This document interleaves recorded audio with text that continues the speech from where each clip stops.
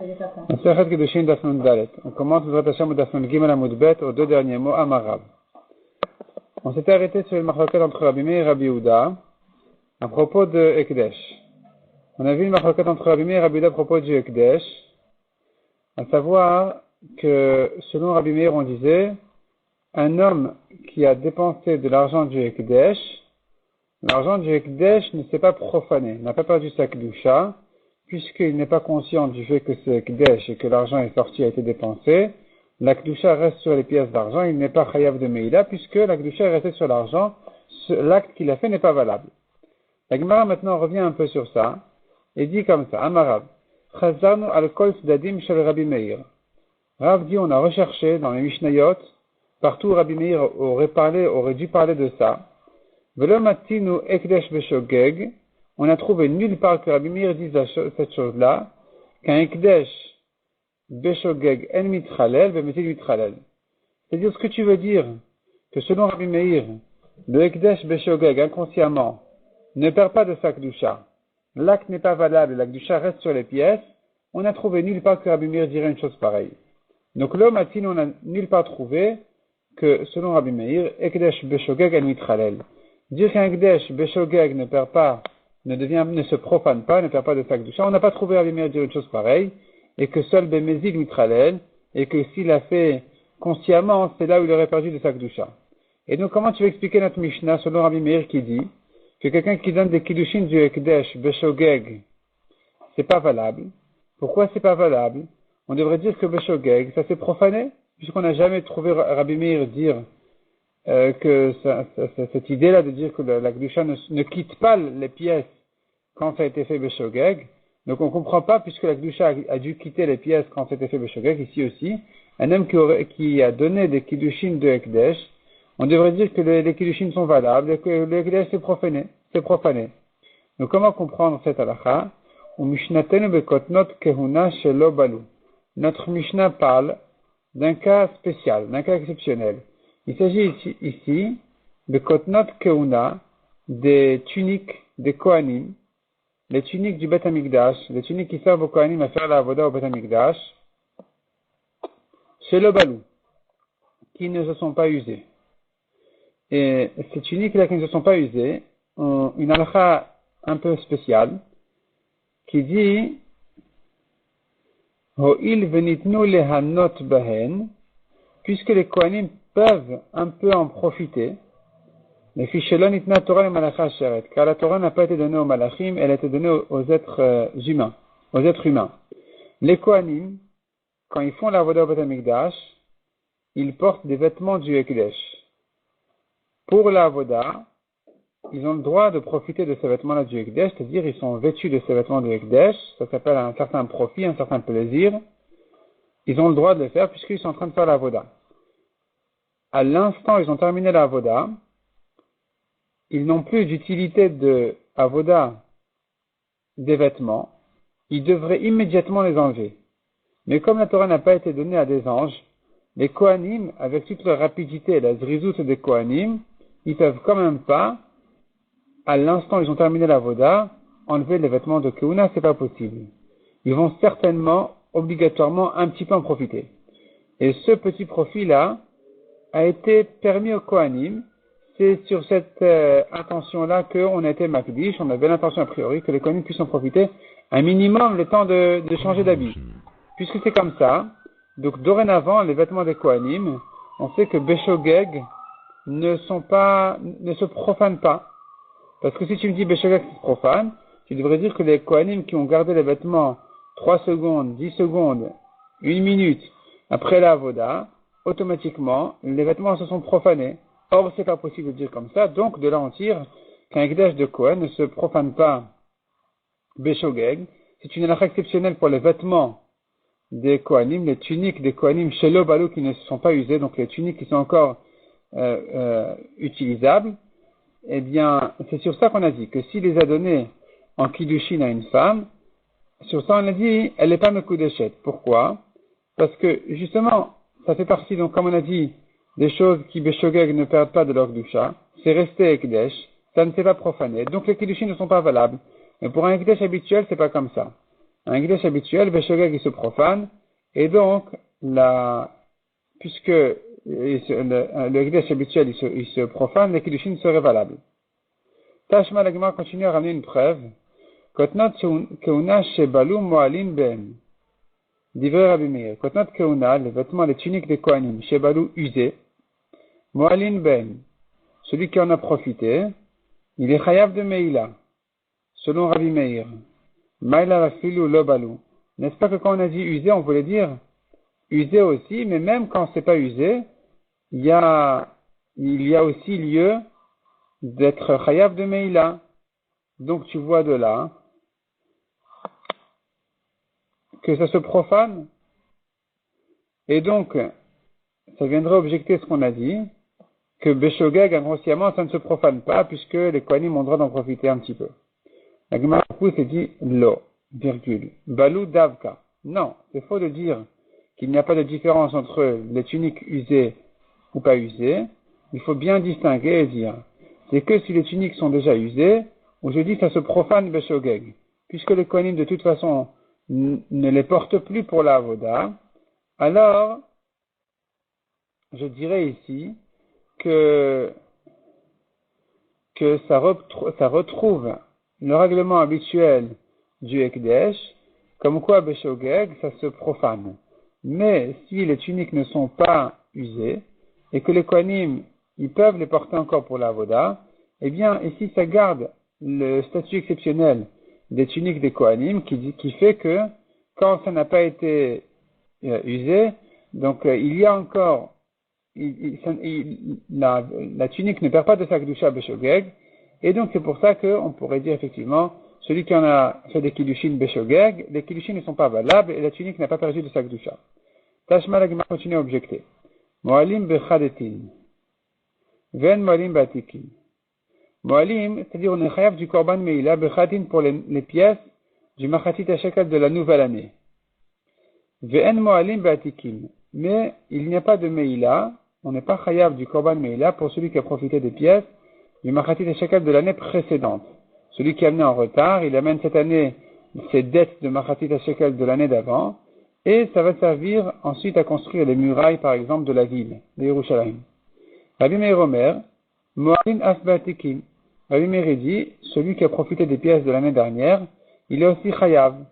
Il est chayav de Meila. Shaya Rabbi Meir Omer, Moalin Veshera Lishka. Rabbi Meir disait, on est chayav de Meila, même pour celui qui a profité des restants de la Lishka. La Lishka, c'est la pièce dans laquelle se trouve la chambre. La pièce dans le sens, la chambre. Dans le Beth Amikdash, dans laquelle se trouvaient toutes les pièces du Machatit HaShekel de l'année dernière, les restes, Shiarei Alishka, les restes, après les prélèvements du Machatit HaShekel, ce qui reste, qui est destiné donc aux constructions des murailles de la ville, et si quelqu'un est venu en profiter, il est chayav, d'après Rabbi Meir. La Gemara demande à Amal, pourquoi il devrait être chayav? Néma, on devrait dire, oh il venitnu lehanot, puisque on a le droit d'en profiter un peu des restants du Machatit HaShekel, donc de ce qui reste de l'année dernière. Les fichiers l'anitin Torah, les Malacha Asheret, parce que la Torah n'a pas été donnée aux anges. De Achomat Ha'ir Migdalotea, Mishera Lishkaatu, car les murailles et les tours de la ville sont construites des restants de la Lishka, donc du Machatit HaShekel de l'année dernière. Detnan Chomat Ha'ir Migdalotea. Comme on voit dans une Mishnah, les murailles de la ville et les tours de la ville, le Chol Tzorkei Ha'ir, et tous les besoins de la ville, Bain Mishera Lishka, viennent de ces restants de la Lishka. Et les gens, ils en profitent. Ils profitent de l'ombre des murailles, ils peuvent s'appuyer ou s'asseoir sur les murailles, et donc tu vois que ça n'a pas été interdit. Et on devrait dire que donc de la même manière que ces utilisations sont permises, on devrait dire aussi que ça ne se profane pas quand quelqu'un a profité de ces pièces-là, de ces pièces d'argent de Machatit HaShekel, puisque c'est destiné à des choses sur lesquelles il n'y a pas de Meila. Comme on a dit, un homme ne peut pas se retenir de ne pas profiter de l'ombre ou de s'asseoir sur les murailles. Donc on devrait dire que de la même manière qu'il n'y a pas de Meila pour ça, il n'y a pas de Meila non plus pour celui qui a profité des pièces du Machatit HaShekel. Or, on ne dit pas comme ça. On voit que Rabbi Meir dit, il est 8 chayav. Donc, si Rabbi Meir dit il est 8 chayav, ne dit pas que pour les tuniques des Kohanim, on n'est pas chayav parce que les Kohanim ne peuvent pas les enlever immédiatement. Tu vois que malgré que eux, les Kohanim, ont le droit d'en profiter un petit peu, c'est pas pour autant qu'on dira que quelqu'un d'autre qui a utilisé ces tuniques-là, qu'il n'y aurait pas de Meïla. Il est 8 chayav de Meïla, ça se profane 8. Donc comment tu comprends dans la Mishnah que les Kiddushin ne sont pas valables, Beshogeg, dans ce cas-là? On devrait dire les Kiddushin sont valables et ça se profane. Répond la Gemara. Le thème Rabbi Meir et l'aime Rabbi Yehuda. Ne dis pas dans cette braïta Rabbi Meir Omer, dis Rabbi Yehuda Omer. Dis Rabbi Yehuda Omer Moalin Avbatikim, Shaya Rabbi Yehuda Omer Moalin Vesher Lishka. C'est Rabbi Yehuda qui pense, c'est lui qui pense ici que il y a une Meïla sur même les murailles ou plutôt les pièces qui sont destinées aux murailles de la ville. Donc les Machatit Shekel de l'année dernière, selon Rabbi Yehuda, il y a Meïla. Selon Rabbi Meir, il n'y a pas Meïla sur ces pièces-là, comme on a dit, puisque on a le droit d'en profiter un petit peu, comme à l'ombre ou s'asseoir dessus. Donc dorénavant, il n'y a plus de Meïla Beshogeg, de même que pour Rabbi Meir, il n'y a pas de Meïla non plus sur les tuniques des Kohanim, et que donc celui qui aurait fait des Kiddushin avec, comme on a vu dans la Mishnah, d'après l'interprétation de la Gemara, les Kiddushin seront valables. Les Kiddushin ne sont pas valables parce que ça ne se profane pas. Tashma la Gemara continue à objecter. Detania Marabi Shmuel Barabi Yitzhak. Avnei Yerushalayim Shenashru Moalim Behem Divrei Rabbi Meir. Il dit comme ça. Les pierres de Yerushalayim qui sont tombées, Moalim Behem, celui qui en a profité, il est chayav de Meïla selon Rabbi Meir. Il a pris une pierre, il a construit dans sa maison, il est chayav. Donc à nouveau tu vois,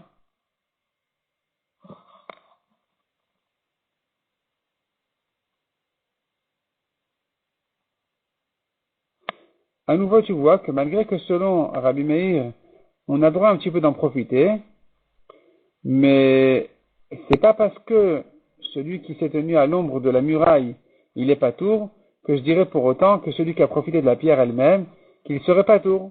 Donc pareil pour les tuniques, on ne peut pas dire que puisque celui qui a profité le Kohen qui a profité de la tunique après la voda, il est patour, alors pour autant, il pourra en faire que c'est pour autant qu'il serait patour s'il en a profité pour autre chose, comme des kiddushin. Non.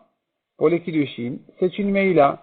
Il a perdu sa klusha, donc le kiddushin serait valable. La Gemara dit non.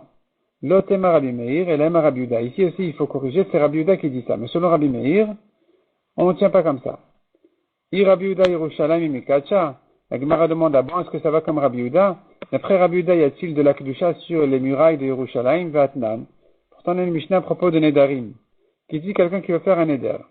Et qui dit voilà, ce pain qui est devant moi, il sera interdit, que imra, comme l'agneau en faisant allusion à l'agneau du Korban Tamid, que dirim, comme les troupeaux de moutons, où se trouvent donc les agneaux du Korban Tamid par exemple, que etzim, comme les bois qui sont brûlés au misbeach, que ishim, comme les feux du misbeach, il veut dire, que echal, que misbeach, que Yerushalayim.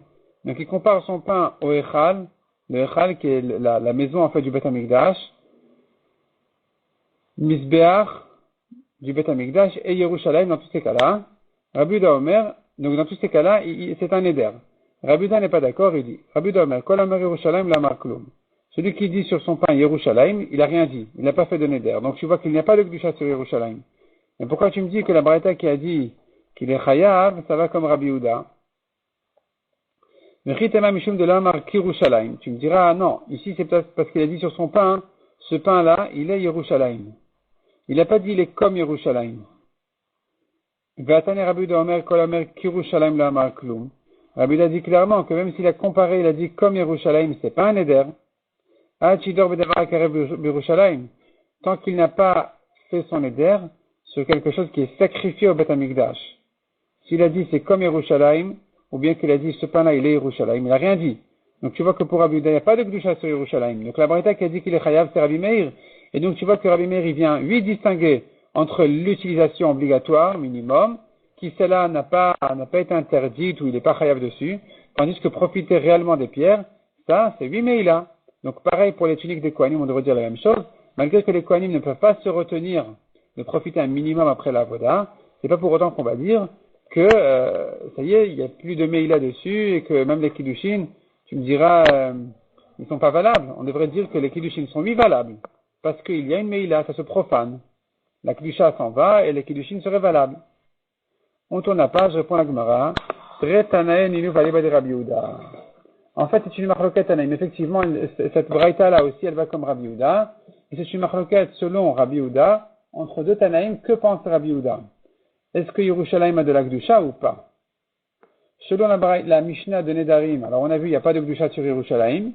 Et selon la braïta qu'on a vue juste au-dessus, il y a eu de la Kedusha sur les pierres de Yerushalayim. Mais selon Rabbi Meir, on gardera toujours le principe de dire que, puisque à l'ombre de la muraille, il est pas tour, alors quand il a utilisé les pierres aussi, Beshogeg, il est pas tour.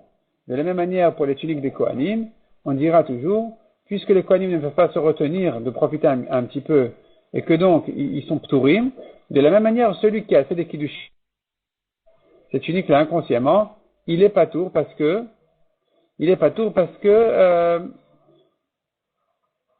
celui qui a profité donc de cette tunique là inconsciemment pour en faire des kiddushin par exemple, il est pas tour, ça veut dire que la kedusha n'a pas quitté la tunique, et que si la kedusha n'a pas quitté la tunique, il n'y a pas de meïla dessus, et il n'y a pas de kiddushin non plus.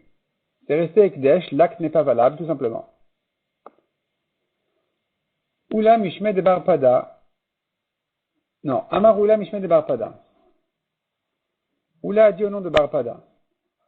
Omer aya Rabbi Meir. Rabbi Meir disait, Hekdesh bemezid mitchalel, beshogeg en mitchalel.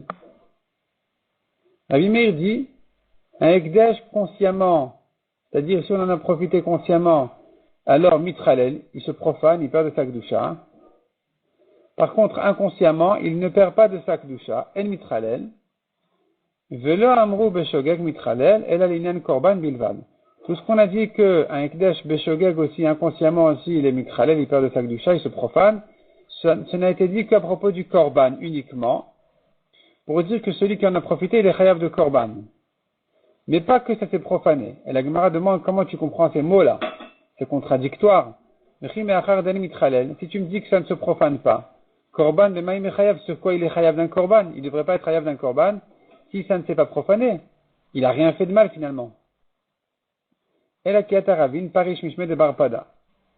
Ravine, quand il est venu d'Eretz Israël, il a interprété autrement. Au nom de Barpada, il dit comme ça. Omer ya Rabbi Meir. Hekdesh bemezid mitchalel. Donc, le Hekdesh bemezid, il se profane. Beshogeg en mitchalel. Beshogeg, il ne se profane pas du tout. Celui qui a profité du Hekdesh Beshogeg, il ne l'a pas profané, la Kedusha ne l'a pas quitté, l'acte qu'il a fait n'est pas valable, il n'est pas chayav de Korban non plus. Ah, pourtant on a appris qu'il est chayav d'un Korban. Le seul cas où le Hekdesh est mitchalel, il se profane, Beshogeg, c'est quand qui concerne Achila, s'il a mangé. Là, tu peux rien faire. S'il a mangé, tu peux pas dire l'acte n'est pas valable. L'acte est fait. Il a mangé, il est rassasié. Donc ici, il sera chayav même Beshogeg. Mais si c'est un profit qui n'a pas perdu du capital du Hekdesh, alors on dira le Hekdesh a gardé sa Kedusha et l'acte qu'il a fait n'est pas valable. Et c'est pour ça que dans la Mishnah Rabbi Meir a dit, les Kiddushim ne sont pas valables avec un Hekdesh Beshogeg. Amar Rav Nachman Amar Avad Barava, Alacha ki Rabbi Meir b'Maaser, Oil vesatam lantana kevate. L'Alacha, elle est comme Rabbi Meir à propos du Maaser, qui a dit que le Maaser s'appelle l'argent d'Hachem, Mamon Gavoa. C'est l'argent du ciel, ça n'appartient pas à son propriétaire, le Maaser. En parlant du Maaser Sheni, donc le deuxième dixième qui doit être monté et consommé à Yerushalayim, n'appartient pas à son propriétaire. Il ne peut pas en faire des kiddushin par exemple ou d'autres choses. Ça s'appelle Mamon Gavoa, c'est l'argent d'en haut. Et l'Alacha est comme ce Rabbi Meir, pourquoi, et non pas comme Rabbi Yehuda, car on a trouvé une Mishnah où le Tana a dit là-bas comme Rabbi Meir. Et c'est une Stam Mishnah, c'est pas une Mishnah qui l'a ramené comme une marloquette, mais plutôt comme une Alacha simple et évidente. L'Alacha qui est Rabbi Yehuda be'Ekdesh, l'Alacha sera par contre comme Rabbi Yehuda à propos de la marloquette sur le Ekdesh, où là Rabbi Yehuda a dit que Beshogeg, il perd de sa Kedusha, mais pas de Mézid, le contraire de Rabbi Meir. Rabbi Yehuda qui a dit quelqu'un qui a fait Beshogeg inconsciemment des Kiddushin par exemple, avec du Ekdesh. Le Ekdesh c'est profané, l'acte qu'il a fait est valable. L'halakha est comme ce Rabbi Yehuda à propos du Ekdesh. Pourquoi? Puisque nous trouvons une Mishnah ou une Braïta qui pense comme lui. Et la Gemara donc nous ramène quels sont les Mishnayot et les Braïtot comme Rabbi Meir et comme Rabbi Yehuda. Qui Rabbi Meir b'maaser mahi. Où est-ce qu'on a vu une Mishnah comme Rabbi Meir à propos de la halakha du maaser de dire que le maaser, ça n'appartient pas à son propriétaire, c'est Mamon Gavoa. C'est l'argent d'en haut. D'Etnan. Kerem Revaï. Kerem Revaï, c'est la 4e année de la vigne. Donc, on sait bien, les fruits, les 3 premières années sont interdits, c'est hors là. La 4e année, ça s'appelle Revaï. La 4e année, Revaï qui veut dire la 4e. Et cette année-là, tous les fruits sont Kodesh, comme dit le pasuk, Kodesh Hilulim Lachem. Les fruits sont Kodesh la 4e année, il faut les racheter ou les monter à Yerushalayim. La question qui se pose. Alors que dans Maaser Sheni, un propriétaire qui rachète son Maaser, il doit rajouter un 5e. Est-ce que maintenant, dans son Kerem Revaï de la 4e année de ses fruits, de sa vigne, doit-il ajouter un 5e quand il rachète, oui ou non? Bet Shammai Omrim en chomesh. Bet Shammai disent non, le propriétaire n'a pas besoin de racheter un 5e. Et d'ailleurs, Ve'en biur, c'est-à-dire que il y a une mitzvah à la 3e, à la 6e année de la Shemitah, où il faut vraiment terminer de donner tous les prélèvements et les sortir de la maison. De donner chacun à celui à qui il est destiné. On n'a pas le droit de les laisser plus que ça. Et cette halakha-là ne se rapporte pas sur le Kerem Revaï, sur la vigne de sa 4e année. Il n'y a pas cette mitzvah-là. Ou Bet Hillel Omrim, Yeshlo. Bet Hillel dit, oui, il faut rajouter un 5e, et d'ailleurs, il faut le sortir de la maison à la 3e et 6e année de la Shemitah, comme tous les autres prélèvements qui doivent sortir de la maison. Bet Shammai Omrim Yeshlo Peret V'Yeshlo Olelot. Bet Shammai disent, cette vigne-là, de la 4e année, Yeshlo Peret, c'est-à-dire aussi, il y a des grains de raisin, des raisins qui sont tombés de la grappe par terre, eh bien, 1 ou 2, ça appartient aux pauvres, même 3 d'après Bet Shammai. Et V'Yeshlo Olelot, les grappes qui sont mal formées, qui n'ont pas d'épaule, l'épaule de la grappe, elle n'est pas une grappe importante et bien formée, tu dois l'abandonner aussi aux pauvres. Ou Bet Hillel Omrim, Kulo Lagat, Bet Hillel disent non, toute cette vigne de la 4e année va être pressée pour en faire du vin au propriétaire. Les pauvres n'en touchent rien, parce que ça n'appartient de toute façon pas. La Gemara va expliquer tout de suite la raison. En tout cas, ici nous voyons le marloquet de Bet Shammai et Bet Hillel. Rashi déjà nous fait allusion à la raison de Bet Shammai et Bet Hillel. Selon Bet Shammai, ça s'appelle ta vigne à toi, tu en es propriétaire, donc il faut abandonner aux pauvres ce qu'ils méritent. Mais Bet Hillel pense que ça n'appartient pas à son propriétaire.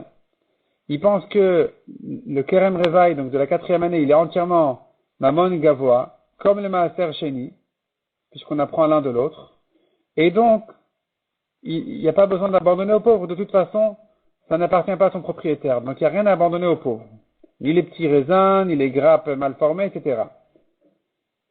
Donc, tu vois que selon Bet Hillel, Maaser Sheni et Kerem Revaï n'appartiennent pas à son propriétaire. Ça s'appelle Mamon Gavoa. Donc, voici une Mishnah qui pense comme Rabbi Meir, puisqu'elle met Bet Hillel à la place de Rabbi Meir, alors que Bet Hillel c'est comme ça la halakha. Donc, tu vois cette Mishnah, elle pense comme Rabbi Meir, de dire à propos du Maaser que c'est Mamon Gavoa. C'est les biens d'Hachem, et pas du propriétaire. Et la Gemara nous ramène les drachot. Maïtama de Bet Hillel. Quelle est la raison de Bet Hillel? Gamre Kodesh Kodesh i Maaser. Ils font une Xera Shabbat du Maaser. Ma Maaser yesh lo chomesh v'yesh lo biur. De même, il est écrit Kodesh chez nous, et il est écrit Kodesh à propos du Maaser. De même que le Maaser,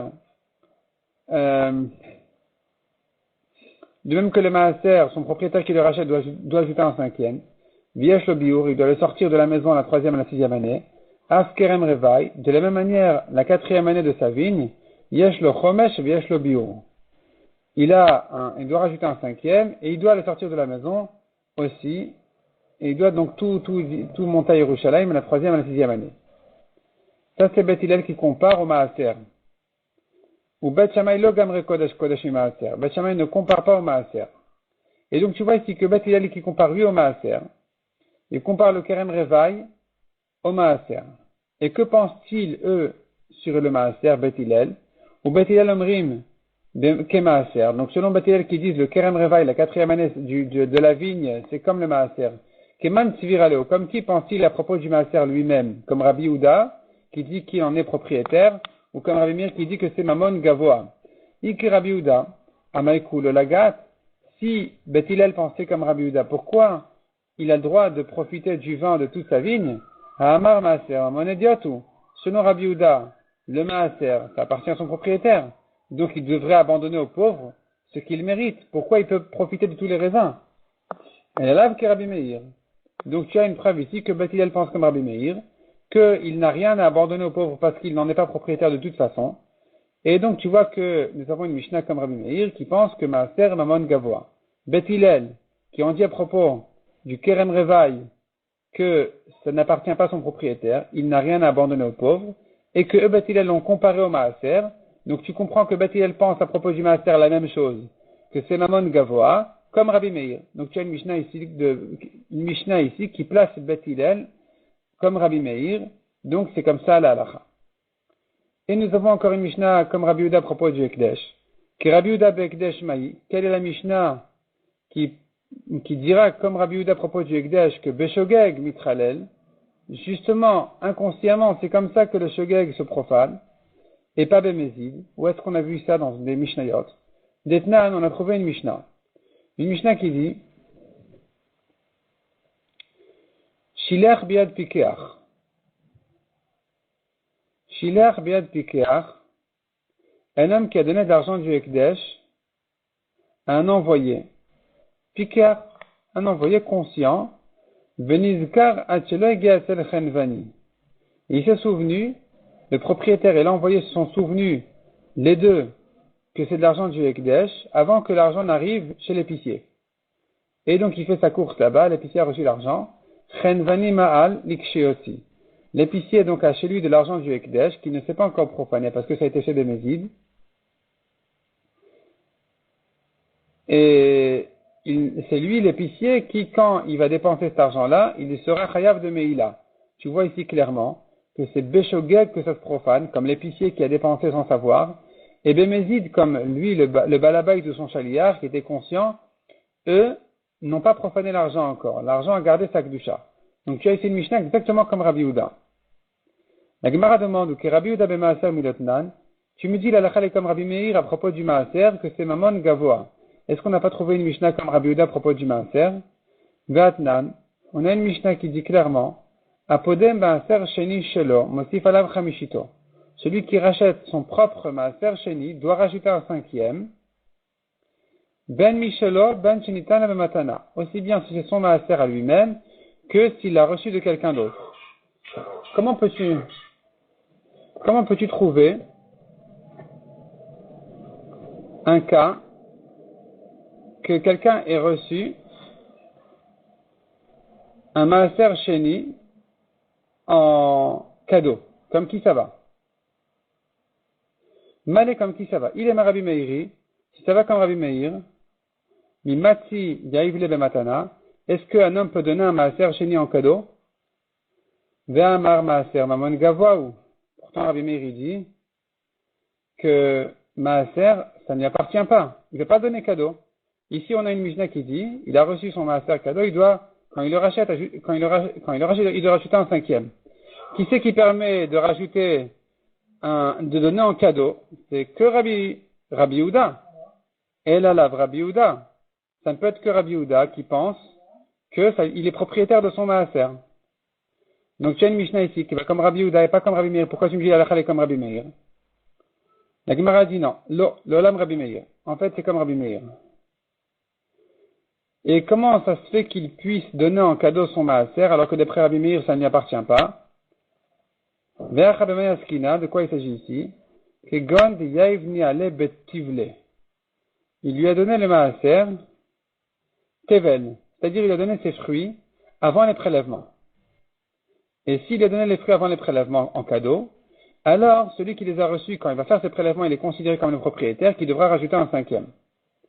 Mais qu'à savoir Matana Tchelo, il pense, ce Tana, que les cadeaux qui n'ont pas encore été prélevés, quelqu'un qui a reçu en cadeau des fruits qui n'ont pas été prélevés, Kemi shelo umudamian. C'est pas considéré comme s'ils avaient déjà été prélevés de dire qu'il y a ici du maaser qui ne lui appartient pas, comment peut-il le donner cadeau? On dit pas comme ça.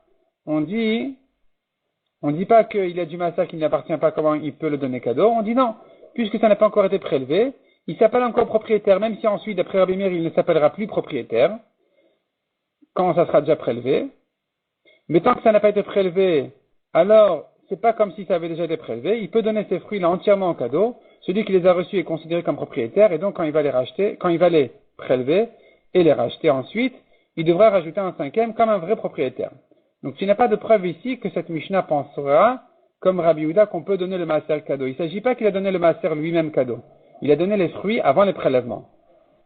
Tâche-moi encore une objection, encore une preuve, d'une Mishnah qui dit Apode netarevai shelo. Celui qui rachète ses fruits de sa 4e année. Mosif alav chamishito, doit rajouter un 5e. Ben michelo, ben shenitan la bematana. Aussi bien si c'est à lui, que s'il les a reçus en cadeau. Donc, le cas précédent, c'était, il a reçu un maaser, il doit rajouter un 5e. Ici, le cas ici, c'est il a reçu des fruits de la 4e année, il doit rajouter un 5e, aussi bien si c'est à lui que s'il les a reçus en cadeau. Mané comme qui va cette Mishnah?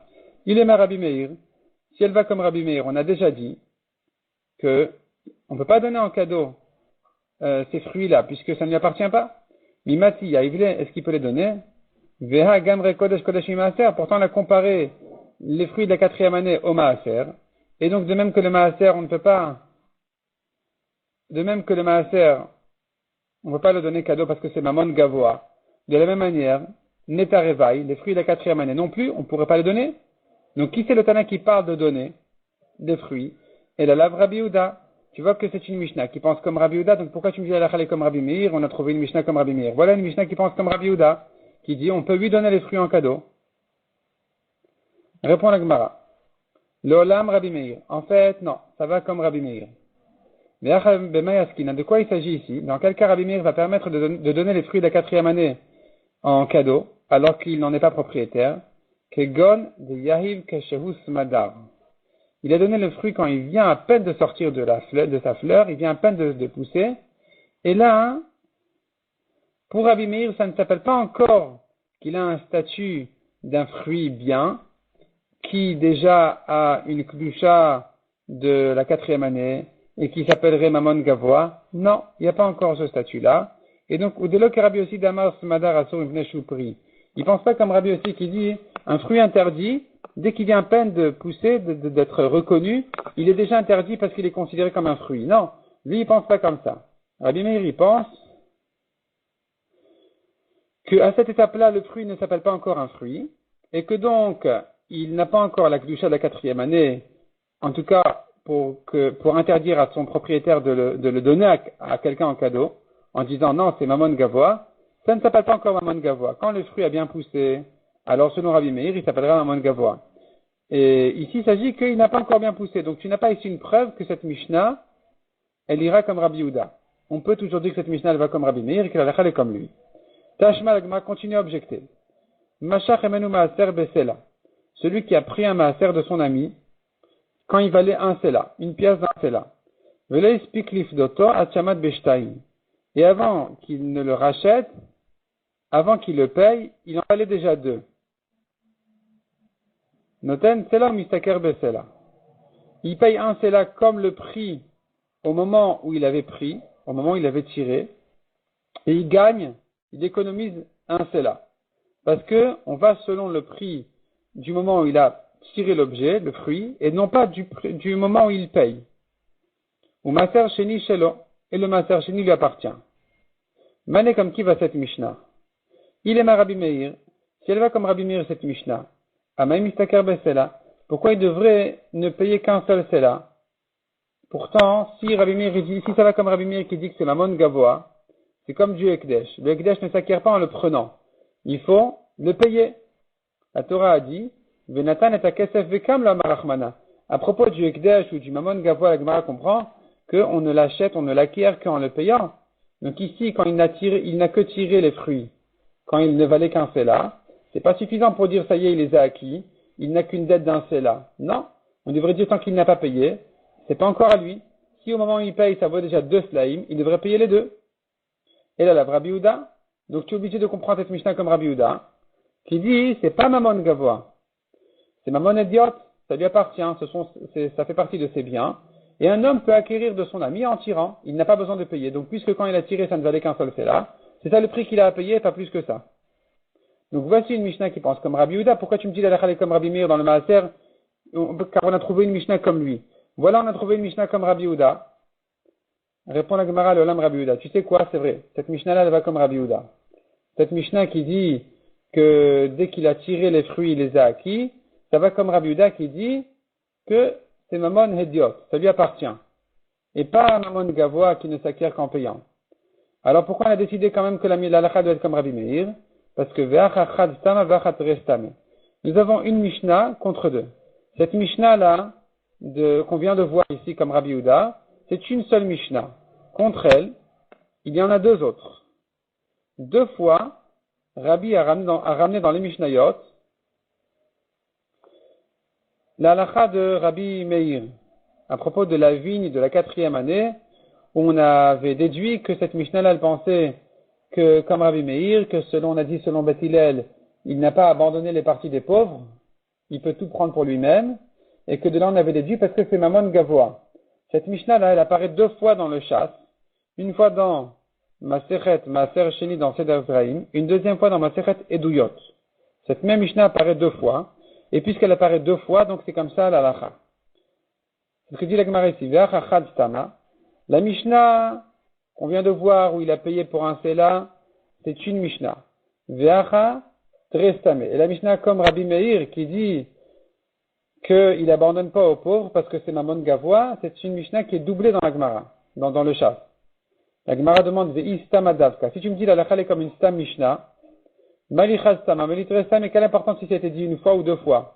Dès que tu as une Mishnah où Rabbi te dit dans la Mishnah, il te dit une halakha sans préciser que c'est une machloket, si c'est comme ça l'halakha, alors quelle importance si c'était dit une fois contre deux, deux fois contre une? Tu as un problème ici, ça s'appelle une contradiction. C'est comme si, disons, le Shulchan Aruch, il te ramenait une halakha une fois à Moutar, et deux fois ailleurs, il te répète sur le même cas à Sour. Est-ce que tu vas me dire, la halakha est comme le deux fois contre une fois? Il faut comprendre pourquoi est-ce qu'il a ici il a dit Moutar, là-bas il a dit à Sour, c'est pas normal. Répond la Gemara, non. Ici on sait que la halakha est comme Rabbi Meir, pourquoi? Amar Rav Nachman bar Yitzchak halakha ki Rabbi Meir o ilutnan bivchirat hakevate. La halakha est comme Rabbi Meir parce que il a été ramené, c'est-à-dire cette Mishnah là de Rabbi Meir qui a été doublée, il faut voir où est-ce qu'elle a été doublée. Dans Masechet Eduyot. Masechet Eduyot c'est la Masechet préférée. Bivchirata, c'est la Masechet préférée qui a été bien vérifiée, et ça doit être la halakha comme ça. Comme dit Rashi, c'est des témoignages des grandes générations, et donc si là-bas ça a été ramené dans cette version-là, dans cette formule, comme Rabbi Meir, que selon Beth Hillel, on n'a rien à abandonner aux pauvres, parce que c'est Mammon Gavoa, tu peux être tranquille que la halakha est comme ça. C'est ce que dit la Gemara, Ho'il utnan bivchirata, puisque c'était enseigné dans la Masechet bivchirata, la Masechet préférée, qui a été bien triée, qui est batée comme Rabbi Meir, donc c'est comme ça, donc c'est que la halakha doit être comme lui. Donc finalement, on est resté à dire, la halakha est comme Rabbi Meir à propos du Maaser, que c'est Mammon Gavoa. Et donc ça appartient à Hachem. Et comme on a vu, il y a plusieurs conséquences, comme par exemple, il n'a pas abandonné aux pauvres les parties qu'il mérite en général. Deuxièmement, on a dit la halakha est comme Rabbi Yehuda à propos du Hekdesh, qui disait que Beshogeg, ça se profane, et l'acte qu'il a fait est valable, mais s'il a fait Bémézid, il a dépensé son Hekdesh Bémézid consciemment, dans ce cas-là, ce qu'il a fait n'est pas valable.